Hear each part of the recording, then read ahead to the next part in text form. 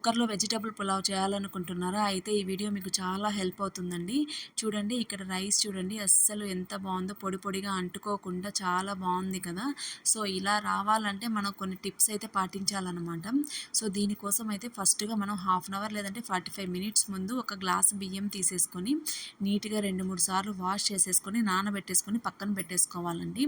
బియ్యం అనేది నానడం వల్ల రైస్ అనేది సాఫ్ట్‌గా ఉంటుందనమాట. సో, అందుకని మనం ముందుగా ఒక హాఫ్ అన్ అవర్ ముందు నానబెట్టేసుకుందాం. నీట్‌గా వాష్ చేసి పెట్టేసుకొని, తర్వాత ఒక గ్లాసు బియ్యమే కాబట్టి దానికి సరిపడినన్ని ఇలా తక్కువే పడతాయండి. పులావ్ కాబట్టి టమోటాలు, ఎర్రగడ్డలనేవి కొంచెం తక్కువే పడతాయనమాట. వీటిని నీట్‌గా కట్ చేసి పెట్టేసుకుందాము. ఇవి నేను చూపిస్తున్నాను కదా బౌల్ అండి. అవన్నీ ఒక్కొక్క బౌల్‌కి సరిపోతాయనమాట. అన్నీ ఒక్కొక్క కప్ అనుకోండి.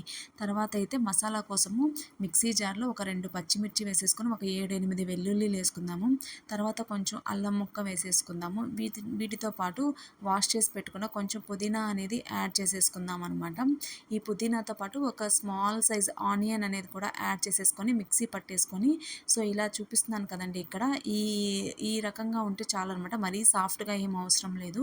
సో దీన్ని కూడా పక్కన పెట్టేసుకొని ఇప్పుడు ఒక కుక్కర్ తీసేసుకుందాము. దీంట్లో ఒక 2 స్పూన్ల ఆయిలు, 2 స్పూన్ల నెయ్యి అనేది వేసుకుందాం. నెయ్యి అనేది వేసుకోవడం వల్ల ఫ్లేవర్ అనేది బావుంటుందనమాట. సో వద్దు అనుకుంటే స్కిప్ చేయొచ్చు నెయ్యి.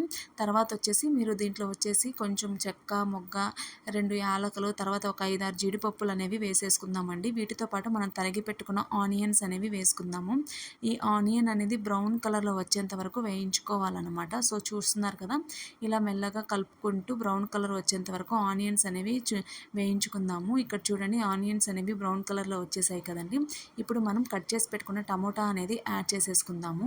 టమోటా కూడా యాడ్ చేసిన తర్వాత కొంచెం ఉప్పు గన ఏసుకున్నట్లయితే అవి త్వరగా మగ్గిపోతాయన్నమాట.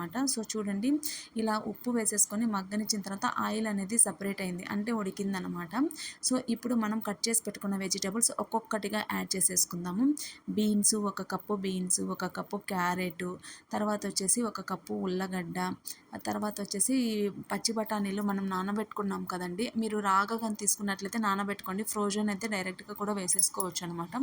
సో ఇలా వేసుకున్న తర్వాత మనం ఆల్రెడీ ప్రిపేర్ చేసుకున్న మిక్చర్ని కూడా ఇందులో వేసేసుకొని అంతా ఈక్వల్గా కలుపుకొని కాసేపు కుక్ చేసుకోవాలండి. ఒక 10-15 మినిట్స్ అనేది కుక్ చేసుకోవాలి. అడుగంటకుండా ఇలా కలుపుతూ కుక్ చేసుకోవాలన్నమాట. మరీ కంటిన్యూస్గా కలపాల్సిన అవసరం ఏం లేదు. స్టాప్ చేసేసుకొని మెల్లగా కుక్ చేసుకుంటూ ఉంటే ఫైనల్గా ఇలా ఉడికిపోతాయండి. అన్నీ ఉడికిపోయిన తర్వాత చూస్తున్నారు కదా కలర్ అనేది చేంజ్ అయిపోయింది. అంటే వెజిటబుల్స్ అన్నీ కూడా కొంచెం ఉడికిపోయాయి. ఈ టైంలో మనం కొంచెం ఒక 2 స్పూన్ల ధనియాల పొడి, కొంచెం గరం మసాలా అనేది యాడ్ చేసేసుకుందాము. వీటితో పాటు తర్వాత వచ్చేసి బిర్యానీ ఆకులు కూడా వేసేసుకుందామండి ఇందులోనే. సో తర్వాత ఫైనల్గా అయితే మనం కొత్తిమీర అనేది యాడ్ చేసేసుకుందాము. ఇవన్నీ వేసేసుకున్న తర్వాత సో మళ్ళీ అన్నీ కలిపేసుకొని నీట్‌గా ఒక 10 మినిట్స్ అనేది కుక్ చేసుకుందాము. అంటే మరీ ఎక్కువ ఏం కుక్ చేయాల్సిన అవసరం లేదండి. ఆల్రెడీ అన్నీ మరిగిపోయాయి కాబట్టి ఈ మసాలాలు పచ్చి వాసన పోయేంత వరకు కుక్ చేసుకుంటే సరిపోతుందనమాట. సో చూడండి ఫైనల్‌గా అయితే అన్నీ ఉడికిపోయాయి. ఇప్పుడు మనం వాష్ చేసి పెట్టుకున్న బియ్యాన్ని ఇందులో పోసేసుకొని ఈక్వల్‌గా మెల్లగా కలుపుకుందాం. మరీ రఫ్‌గా కలపకూడదండి. బియ్యం అనేది విరిగిపోతాయన్నమాట.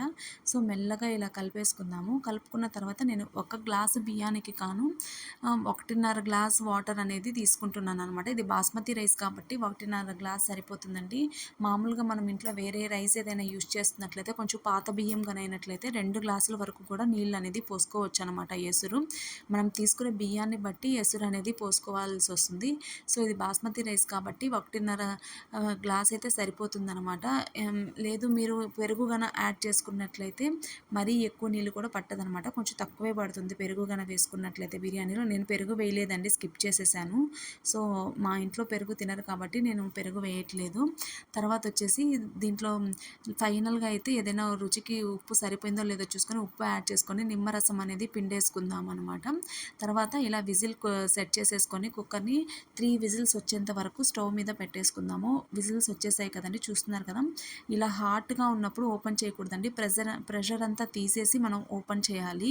లేదంటే ఎక్స్‌ప్లోర్ అయిపోతుందనమాట. సో చూడండి ఫైనల్‌గా ఇలా ఉంది. వేడి మీద కలబెట్టినప్పుడు మీకు కొంచెం సాఫ్ట్‌గా ఉంటుంది. సో చల్లార్చి కలబెట్టండి. ఇలాంటి మరిన్ని వీడియోస్ కోసం ప్లీజ్ సబ్స్క్రైబ్ మై ఛానల్.